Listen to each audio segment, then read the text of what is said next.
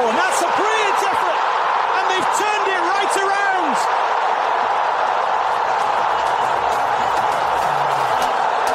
In the space of a few minutes, Saudi Arabia grab control of the game.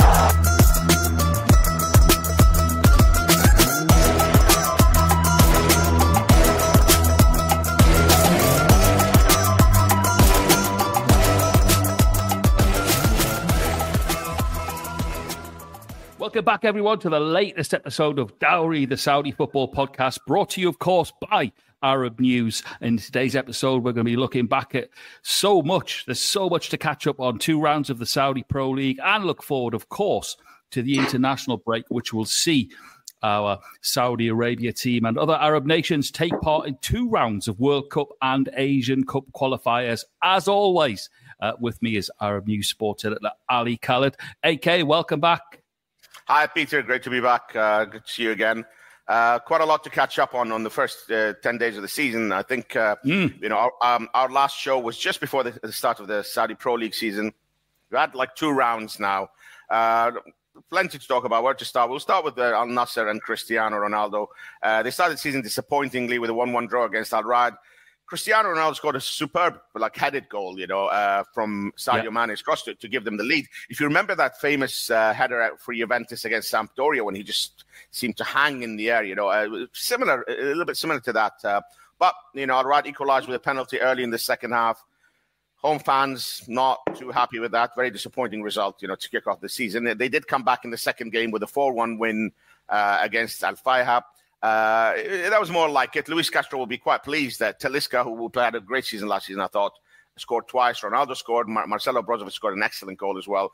It's a little bit of return to form for Al Nassr.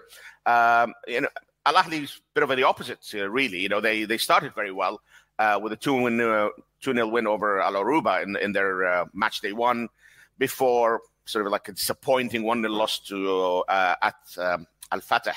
However, they did pull off one of the signings of the summer, bringing in Ivan Toney from Brentford for a fee of $53 million. Yeah, massive. Look, I think, Peter, this is one of those. It's a real statement signing. It is. I think because look, I mean, there are bigger names, certainly for this part of the world. Players like Benzema, Ronaldo, of course, they're bigger internationals. But this guy is at sort of the peak of his career. Really, just played in the Euros, and I think it again shows the people. You're if you're able to pull players who are still very young, still at the early stage of their career, still sought after by some of the big Premier League clubs. I mean, Ivan Toney has been linked with Arsenal. Absolutely, Chelsea, Man United, Arsenal. That's right. Yeah. So you get, if you manage to get you have the pull to get these players, it shows the Saudi Pro League in good light. Now a forward line of Firmino, Mahrez, and Toney. To be honest, that's would strike fear into any defense in the world, not just the Saudi Pro League. So I think that's quite an exciting game on. 100%. Champions Al-Hilal. We spoke last week saying that they remain the favourites. Needless to say, they're going from strength to strength. 3-0 win on the opening match of the season at Al-Ukhdud, and was followed by 3-2 win against Damak in the second match. Top of the table, as expected. Alexander Mitrovic has picked up exactly where he left off last season. He scored 2 goals in both matches. Look, Hilal will take some stopping, but they're not the only club that has maintained 100% record in the opening 2 weeks of the season. Al-Ittihad, champions 2 years ago, have started season well. 2 wins, 1-0 at Al-Khulud and 2-1 at home against Ta'awan. In both matches, this is interesting, the Hussam Awar scored injury time winners. So they've left it late in both matches. They've got the maximum points, but they could have, both games could have gone either, to draws. The Algerian moved from Roma for a fee of, I think, 13 million in the summer. So it's not a bad way for him to start, his time in Jeddah. So good start for Ittihad, but they left it late, very late in both matches. Look, just quick word. Last season, Peter, we were all impressed by Al Ta'awan. We kept an eye on them, they had a really good season. One of the stories of the season, a surprise package. This year, I think some of the more interesting narratives could come from Al-Ittifaq and Al-Qadsiya, both who have started the season with maximum points as well, If you remember, before the start of the season, we had Matt our guest Matt Monaghan, who mentioned Al-Qadsiya could be really one of the most interesting stories this season. Look, Ittifaq, Steven Gerrard's Ittifaq have managed 2 1-0 wins against Al-Shabaab and Al-Ukhdud so far. Moussa Dembele scoring both goals. They haven't conceded, but obviously only two points. We know they suffered last season when Dembele was injured. If they can keep him fit, they could really start challenging some of the big boys at the top. Good start for Gerrard, 6 points out of 6. And Al-Qadsiya finally, we know they're owned by Aramco and potentially, one of the most affluent clubs in world football. They've added Nacho and Pierre-Emerick Aubameyang. Aubameyang made his debut in the second game. They've managed 2 wins against Al-Fateh, 3-0, Al-Raid, 1-0. Now they really could be one of the stories of the season. One final note, there was and I would love to discuss that with our guest later on, the clash of the season so far, a 3-3 draw between Al-Wahda and Riyadh on the opening day of the season. Astonishing football match. Al-Wahda took the lead 3 times. Riyadh came back 3 times. The last 2 goals came in the 94th and 98th minutes. Amazing stuff. Really, really brilliant match. So plenty to talk about when the guest comes on. Yeah, looking forward to getting into that with Matt in just a few moments. But before our special guest, there's plenty more non-SPL news from Saudi, isn't there, Ali? Yeah, I mean, it's one which is kind of related to SPL, but not on the pitch, really. Congratulations to Saud Abdulhamid, the brilliant Saudi international right back. He's joined Serie A club Roma from Al-Hilal on a permanent deal. This is a landmark, talking about landmark transfers. This is a landmark move for Saudi football, great one for Saudi football. Yes, of course, all the focus has been on the foreign players coming to Saudi, all the big names and, making the league one of, a real destination league now. And like you would imagine, a lot of Saudi players want to stay in their league and play with these big players. However, for the sake of the Saudi national team, I think for the sake of improvement, a lot of the star players, going the other way is a really good sign. If players start to be brave enough to actually go and try out their luck abroad, especially in Europe, especially in one of the top European leagues, that's going to be great, for Saudi football. And I think if Abdulhamid's move will hopefully open doors for others, maybe inspire other players. Obviously they've got to be good enough, but, if players start to look at the European leagues and say, I'm going to try my luck there, that will really benefit, I think, the Saudi national team above all. And, heading to Asian Cup or World Cup, Asian Cup tournaments or World Cup tournaments in the coming years, and with a team stacked with local talent, as well as sprinklings of stars, from who are playing foreign leagues, that would be like a great balance. I'm sure something, Roberto Mancini certainly will welcome. So, it's a great move for Abdulhamid. I think everybody's been, complimenting him over the last couple of years on his progress. And, this is just a fantastic move for Saudi football. Speaking of Mancini's team, of course, Saudi Arabia have got we are in international break now, and Saudi Arabia have got a couple of matches coming up. Indonesia in Jeddah on Thursday, and then next Tuesday in China, big game. So good luck to the Green Falcons. Absolutely. Now, speaking of local talent, who better? What a time to bring in Matt Monaghan, our Asian football journalist. Matt, good to see you again. Too generous as always, Pete. Far too generous. Oh, brilliant. Listen, Ali's chomping at the bit. As he said at the top of the show, 10 days in, but it feels like 10 months into the season. I'm sure you guys have got loads to catch up on. Ali, as always, just wanted to say, though, what an absolutely fantastic roundup for us. In the first 8 minutes, you brought us completely up to speed with the new Saudi Pro League season. Take it away, gents. Yeah, hi Matt. I don't know what I'm going to speak about now. I feel a bit superfluous right now. Matt, nice to see you guys. Matt, there's plenty to talk about, and I always like having you around because you'll fill in all the gaps, the things that I forget. So I'm sure we've got plenty to talk about. As everyone knows, Matt not only follows, of course, the Saudi Pro League and the UAE Pro League. He commentates as well on them, and so Matt.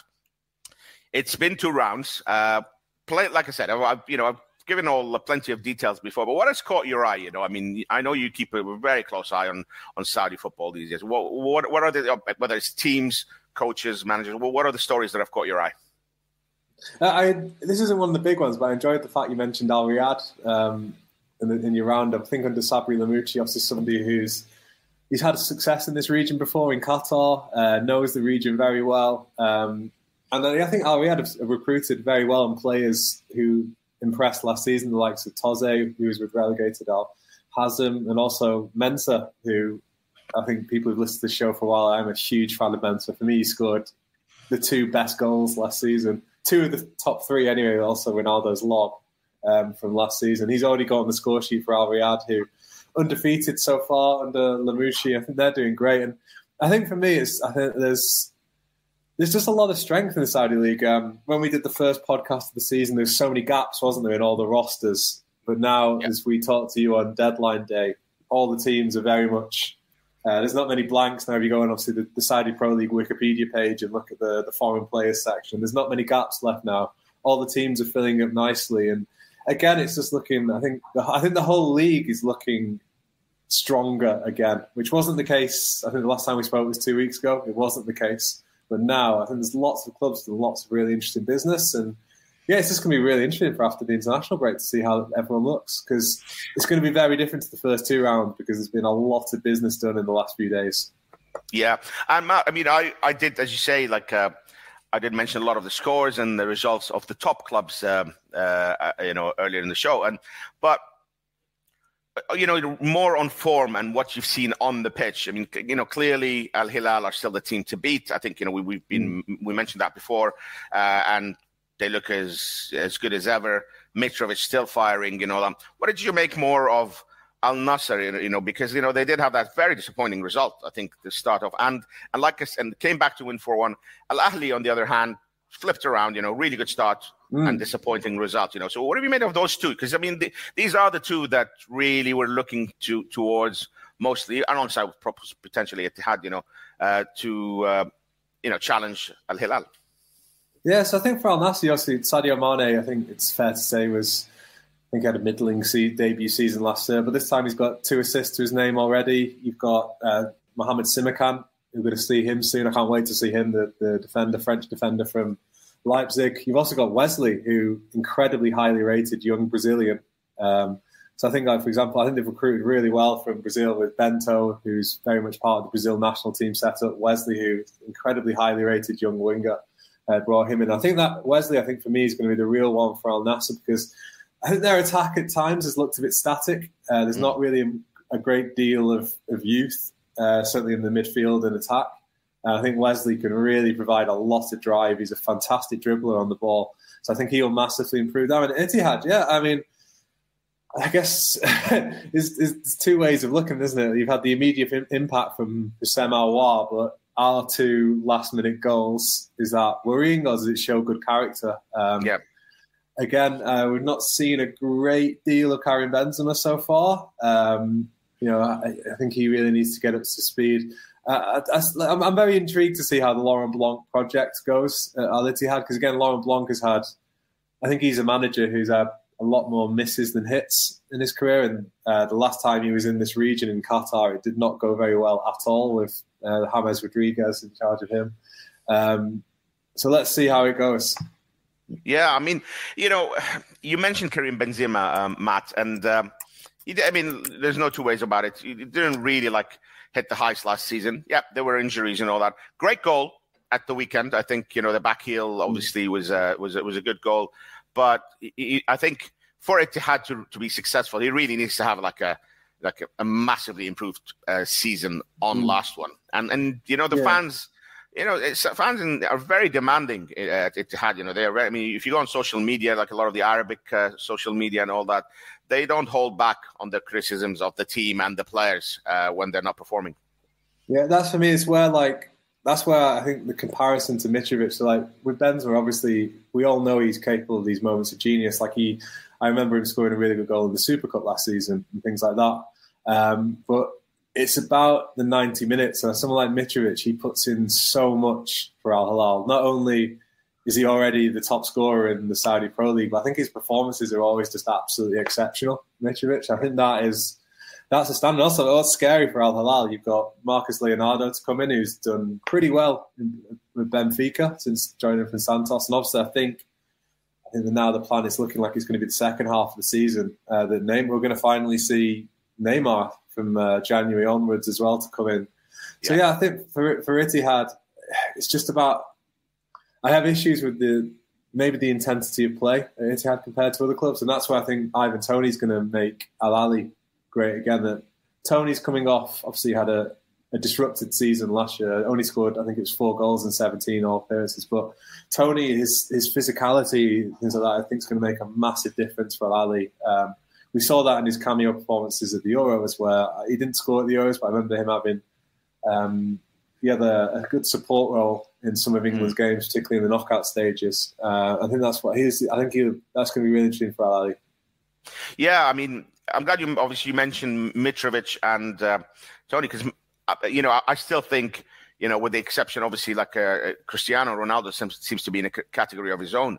But Mitrovic really has been the best signing, I think, of all the players that came last summer.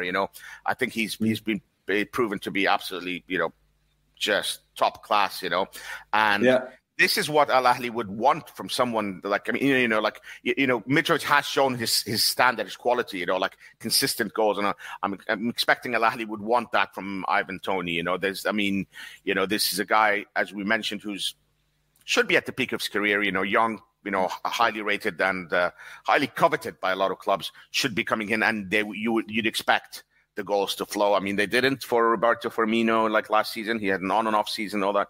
This is, there's no guarantees in football, but this is as much as like a guarantee as you would expect from a big signing to bring in the goals. So, obviously that's the big one to keep an eye on. But Matt, I remember last week when we chatted, I mean, you mentioned Al-Qadsiya could be one of the stories of the season, and two clubs, Al-Qadsiya and Ittifaq. We'll start with Al-Qadsiya. Obviously Nacho, Aubameyang didn't play in the first game, I believe, but played in the second one. No, again, they've got 6 points on the board, and do you see Al-Qadsiya as someone who can like disrupt things at the top and go from strength to strength? Yeah, I mean, absolutely. Like I commentated on the debut game, the first game of the season, and looked at him over the course of 2 games. It's 6 points, 4 goals scored, none conceded. The likes of obviously Nacho and Aubameyang are going to take attention, but I think it's the other signings as well, like Nahitan Nandez and Fernandez, that South American duo in midfield. They look great. Castells is obviously Belgium's number 1 these days now that Courtois has fallen out with the national setup there. Quinones scored. He scored a few already. Quinones, the Mexico international, and I think they look really, really good. Quinones, like I commentated on the first game, Quinones was a constant threat for Al-Qadsiya, and obviously he's someone who's the signing that's kind of come under the radar a bit, but he was another one who was at the Copa America this summer. These are top class players they've got. They've also Al-Qadsiya, they made some really interesting Saudi recruits as well. The likes of Al-Qahtani, who was a solid player at Al-Shabaab. People like that. So I think they can very much be in the mix for a top 3 position. I think it's not beyond the realms of possibility. They've been good. And Ettifaq, I think they just look at a more solid outfit this season. Obviously, they had very mixed form. Started great and then slipped away last season. Now it's 2 1-0 wins. Ettifaq Al-Akhdud. I think they're just going to keep ticking over, aren't they? That's the thing for them. And the key for Ettifaq is things started to fall apart when Dembele got injured last season. So they just need to keep him fit because he is by far the main goal threat in that team. Yeah, I mean, if you remember, Matt, you just mentioned that they fell off last season. There was like that run of like so many draws, they had like one draw after another, and you would think with Dembele in the team, and obviously they do keep it tight at the back.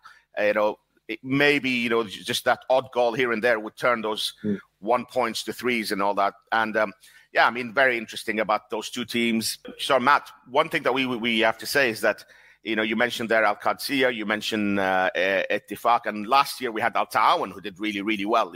Like the surprise package of the season. But would you say that this year the strength across the league is of a higher level, and more teams can be surprise packages, as you mentioned, Al-Qadsiya potentially top 3? Yeah, I definitely think. I mean, you look at there's just so many teams that have like think have recruited really well this season. I did the Al-Shabaab game the other day, and I don't think they're going to be right near the top, but you've got Carrasco scored a wonderful solo goal the other day. Bonaventura's a highly experienced former Italy international. You've got Hamdallah yet to kick a ball for them competitively, which I think is going to be a big difference. Al-Tawan, they just seem to be ticking along, don't they? They've not made any real major splashes in the transfer market, apart from getting the highly experienced Moroccan Fadjo, recruiting him from Al Weda. He's one of the best set piece takers in the region. I think there's interesting players throughout the division now, and that I guess that's part of the Saudi project now, is that you had those eye-catching splashes made in summer 2023, and now is about, I guess it's now just adding to the whole league in total. Like, you're taking steps all the time, so you built up the several of the bigger clubs, and now it's the other clubs taking steps as well. Like another transfer, like Chris Smalling going to Al-Fayha. Al-Fayha, I think what would the phrase be, like unfashionable Al-Fayha, I think would probably be the phrase. But again, they've got Chris Smalling, we've got Alejandro Pozuelo, Fashion Sakala's still there. So I think they're going to be, again, much improved. So I think you can really see now that the jigsaw piece coming together in regards to strengthening the whole division. I'm intrigued to see how it all goes. Fantastic. Matt, before we get to, I'm going to move on to the international matches in a bit. Just a quick word, you've also been keeping an eye, of course, on the UAE Pro League. What's the start been like? So the start of the UAE Pro League has been, I think, really interesting. Like runaway champions last season, Al Wasl, they've certainly not had it all their own way so far. It's been quite a hard-fought start for them. And the big one, the biggest talking point in the UAE Pro League is off the pitch with Nabil Fekir signing for Al Jazeera, an absolutely monster signing there. Obviously, a World Cup winner, still doing the business for Al Betis as well. And they brought him in alongside in midfield Mohamed Al Neni. So two big names in the Al Jazeera midfield. Al Jazeera, who's had a very disappointing season last term, but they still contribute so many players to the UAE national team, and then you've got stars in there like Al Neni and Nabil Fekir. So I think they're going to be very interesting to watch. Al-Ahli have had just quite a remarkable start to the season. Obviously, the current Champions League holders, Al-Ahli, absolutely blitzed Khor-Fakkan in the first game 5-1. And then the next game, they go to Al-Battaya, take a big lead, and then give that up with a 3-3 draw. So I think there's still, the Al-Ahli fans, for all Crespo did with obviously winning the Champions League, there's still big question marks about his, I guess, week-to-week management. Yeah. That's going to, I think the Al-Ahli support, obviously Al-Ahli, the most decorated club in the UAE Pro League, one of the giants of Asian football. That's the issue for them. And then what I've really enjoyed watching, Al Nassr, a first full season under Schroeder, the former Ajax and Al-Ahli manager. You've got Ali Mamkuta now, and they've started like the season like a house on fire, scoring goals for fun. And Shabab Al-Ahli as well, Saud Abdulhamid. He was the big signing this summer before Nabil Fekir's arrival, and he's been doing the business for Shabab Al-Ahli as well. So I think it's looking good. I think I would be very surprised if we're going to have a repeat scenario where one team runs away with it, like Al Wasl hit the front early on last season and never looked back. I think this year all the big guns are looking very strong. So let's see how it goes. Like another one, like Al Wada, I did Al Wada's game on Friday. Khor-Fakkan, they've got Ronnie Dyler, the former Celtic, New York, Club Brugge manager. He's won trophies wherever he's been in European football. Not always with the most fashionable teams, and he's managed to still win trophies. And they looked very solid so far. Another team on 6 points. So I'm intrigued to see how the season goes. Yeah, we're definitely keeping an eye on that, Matt, and always brilliant for you to give us the updates on what's happening in the UAE Pro League as well. I mean, we talk a lot about the Saudi League, but the league that produced the Asian champions deserves the attention as well, of course. Exactly. Just moving on to the World Cup qualifiers. I mean, we are in international week now. Some really big games. Obviously, more Asian teams, if you want, more Arab teams have the chance to qualify in its expanded World Cup numbers. Saudi Arabia, it's a tough group. I mean, it's hard to judge these groups because, with Saudi Arabia there, with Japan and Australia, they kick off against Indonesia and China. A chance to get 6 points on the board, you reckon? Well, I think that the thing with this is that Indonesia are a nation that they have done incredibly well bringing in players from across world football. There's so many players there through the diaspora. They've got lots of players playing in big, decent European leagues, particularly Holland and Belgium, because of links between the countries. So they're not. You'd normally look at Indonesia and think that's going to be a pushover. It's not going to be a pushover. That's not an easy start. I guess with Chinese football, China definitely not as strong as they used to be. So that's I think for me that's a more inviting fixture. But yeah, Saudi Arabia, we saw through the 2022 process under Hervé Renard, they absolutely pretty much breezed through qualifying, didn't they? Yeah. Obviously, Saudi Arabia didn't finish top of their group in the previous round.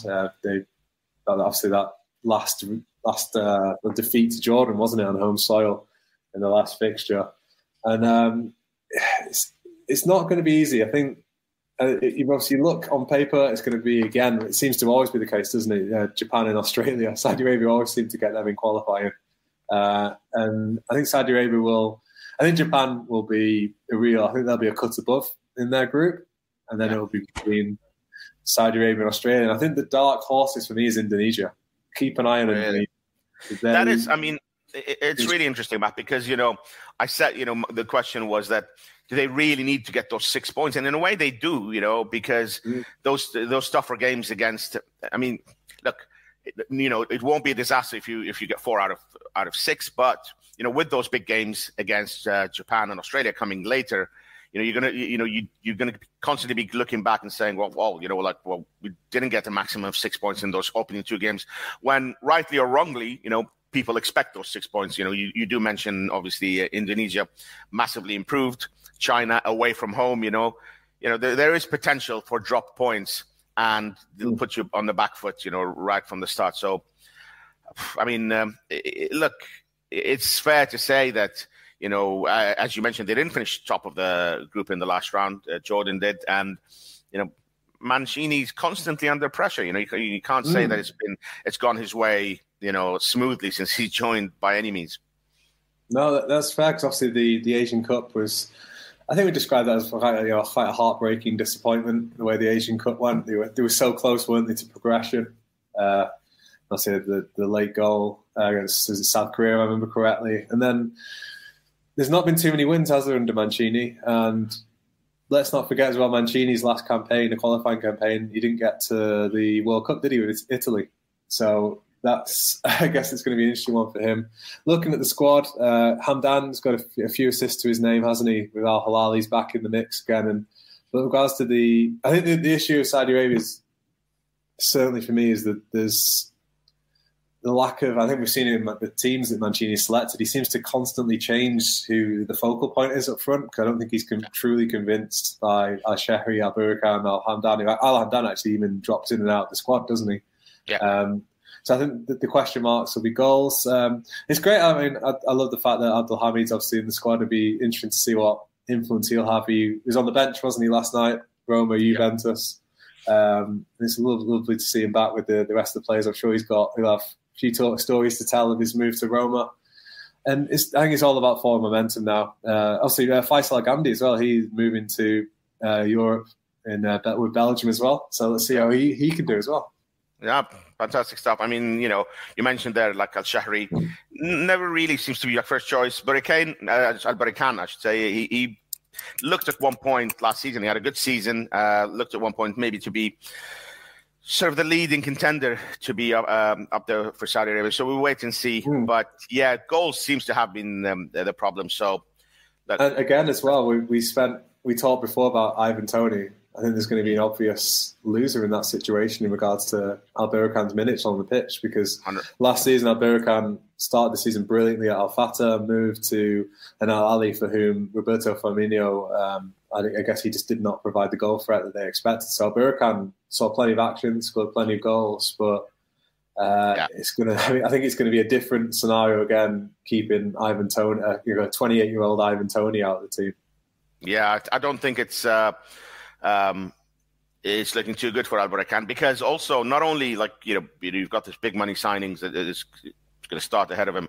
Roberto Firmino does actually look like, he's probably fitter, firing on, like he's looked quite better than he did last season. He's looked in 2020 in 2024 as a calendar year. He's looked a lot better as a calendar year. That's right. Year, yeah, absolutely. So that's another sort of obstacle for Albercan. But again, we'll wait and see.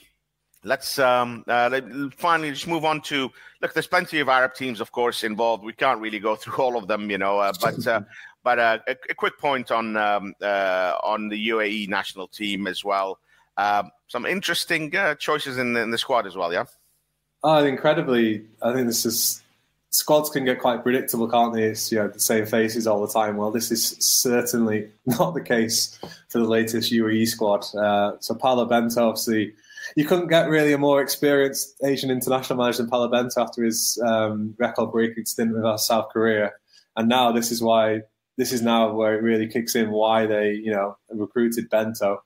And looking at the squad, you've obviously got a goalkeeper who's currently on the books of Southampton, a striker currently on the books of Montpellier, and Junior Ndai, and then obviously Mackenzie Hunt, a midfielder of Fleetwood Town, who are in the lower leagues in England. And these guys have either born in the UAE or family links to the UAE. And also there's increasing now a number of the naturalised players that are currently coming up to the 5-year residency. We saw Ivan Toney's got his debut call-up, the Al-Ahli defender who was such a big player for them during their push for the AFC Champions League title. Now Ivan Toney is in this UAE squad. Toney, who is strong rumours have suggested that he's turned down several overtures in the past for his native Ivory Coast. Obviously, Ivory Coast, the reigning Africa Cup of Nations winners, so that's a very strong international team to break into, and they wanted him, but now he's with the UAE. The UAE, I'd say one of the all the attention in the UAE has been about the decline of the likes in attack, the likes of Zaka Khalil, Ali Mabkout, Omar Abdelrahman. But for me, the biggest player the UAE have missed on the international phase for the last few years has been Ismail Ahmed, the giant centre-back who is such a massive player for Al-Ain over, I guess, in the previous decade. And he aged, he stepped out of the team, and they really struggled to replace him. But Altone is someone who can definitely come in, and he improves that defence immeasurably. And this is also, there's more to come. There's more and more players in the next few squads throughout this qualifying process who are going to be hitting that 5-year residency and be able to be selected for the UAE. This has been a long-term project by the UAE Football Association and the leagues and the clubs to bring in these under-23 players. Just keep faith with them. They stay 3 years, you get an Emirati, you get naturalised in Emirati. 5 years under FIFA rules, you can play for the national team. So this is just the start for them. So for the UAE, it's about the start, and it's a very tough start. Their first fixture is at Qatar. So it doesn't get that, that is one of the trickiest fixtures you're going to get in this qualification process, and then Iran as well to follow. So it's a real tough start for them. But let's see how they get on. Yeah, I mean, look, it's. I was going to, you just mentioned them there. Exciting times for the UAE squad, as with all these players coming in. Exciting times. Let's see what Bento can do with them. But it is Group A is a tough group. I mean, like I said, there's more opportunities for teams to qualify. There's more. It's by far the toughest group. It's by far the toughest group. Yeah. They've got Iran, Qatar, and Uzbekistan. Really tough. It's like North Korea as well. Like. And you've got North Korea as well. Like obviously, that is on all the difficulties that come with North Korea. In that. I mean, Kyrgyzstan as well. Obviously, we saw the Asian Cup. Well, they did. Yeah, absolutely. I mean, Iran traditionally have been like one of the teams you expect to go through the World Cup. Qatar, the Asian champions, Uzbekistan, very tough. As you mentioned, both Kazakhstan and North Korea. It's a very tough group for the United Arab Emirates.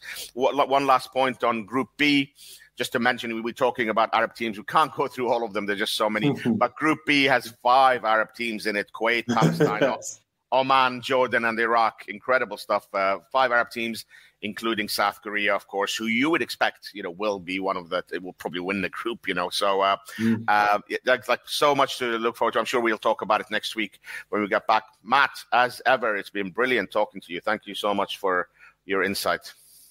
Yeah, it's okay. Yeah, again, I'm a massive fan of him. So Al-Tamari for Jordan. Let's see how far he can take us with Jordan. A Jordan team who've lost Amuta, the manager too, a team we've already mentioned, Al Jazeera. So Amuta's managing the likes of Fekir next season. So a change of leadership there. But they've obviously got Al-Tamari, who's right up there for the best players in Asian football at the moment. So let's see what he can do. I think I'm really intrigued to see Jordan and Iraq, two teams that are moving definitely in a positive direction. Let's see if they can land some blows on South Korea. Fantastic. Let's see, indeed. Let's see, Matt, if you can give us some predictions, please, for upcoming Saudi Arabia's two big games coming up. What's your thoughts? I think they'll definitely beat China and Indonesia. And Indonesia, I'm just really intrigued to see. Indonesia is kind of a story that's sort of got under the radar a little bit. Indonesia, obviously, it's both a massive country in terms of population. B, it's a real football mad country, and it's a huge football mad country, football nation. And they finally also just started Indonesia nation. Like I said, they've started to tap into obviously the links they've got to other nations as well. You know, in a big part, Belgium and Holland. And you've got a lot of players in that squad who are playing professional football in Europe, and let's just see how they go on. I think for me, it's a really interesting fixture to open up. You know, the Indonesia-Saudi Arabia game. I think it's a really interesting fixture. One to watch, very intriguing. Ali, same questions for you, please. I'm going to go for two narrow Saudi Arabia wins. I think, I'll agree with Matt that they will be China. That's the away game. Indonesia, the tougher of the two games, is at home. We keep mentioning, they haven't solved the problems of goal scoring, the firepower up front. So I'll go for two narrow wins, 1-0 and 1-0. Well, fantastic. Gentlemen. Absolutely. Gentlemen, as always, thank you. For the rest of you, all of our Dawri fans, make sure you pack your kit, pack your cases. It's international break, and we will see you again next week on Dawri, the Arab News Podcast.